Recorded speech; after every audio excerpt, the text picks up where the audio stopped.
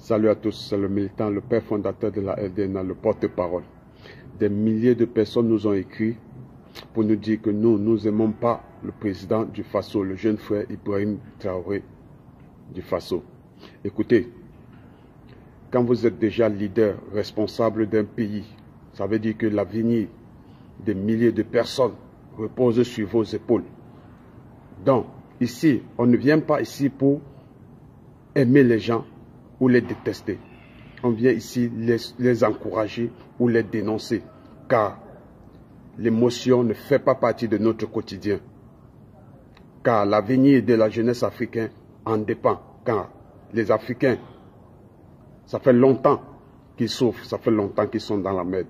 Donc, à nous de bouger les lignes avec nos frères pour que nous ressemblons aussi aux pays développés. Pourquoi nous ne pouvons pas d'abord détester le jeune Ibrahim Traoré? Parce que lui, le jeune frère Ahmad, c'est des personnes qui sont en train de donner un autre visage à l'Afrique. Ça veut dire quoi?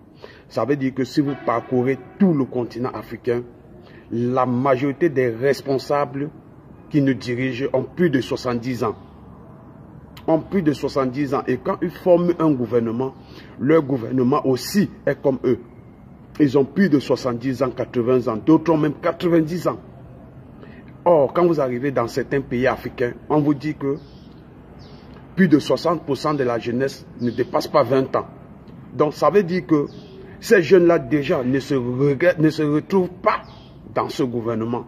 Ça veut dire que quand ils regardent le miroir, ils ne se reflètent pas. Or, le gouvernement, malgré qu'ils sont âgés, ils devaient parfois nommer un ministère de jeunes de moins de 30 ans.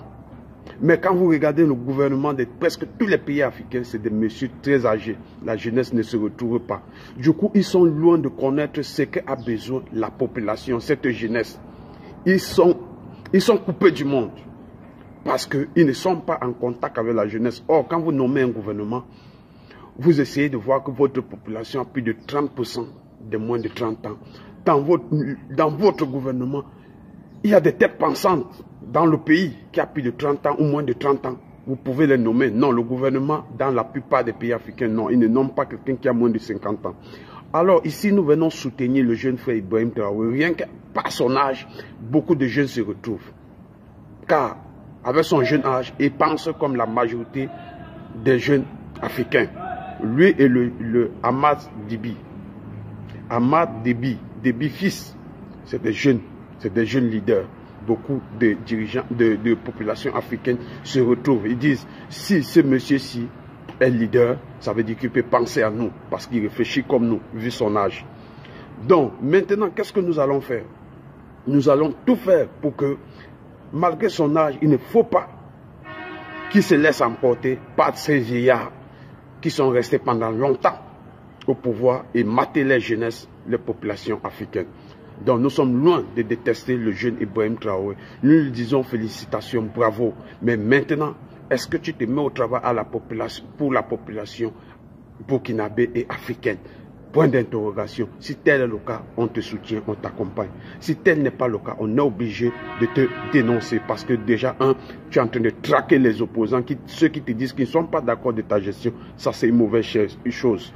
Les gens sont libres de leur opinion. Tu es un jeune comme eux, tu dois les comprendre leur avis. C'était le militant. Salut, salut, ciao, ciao.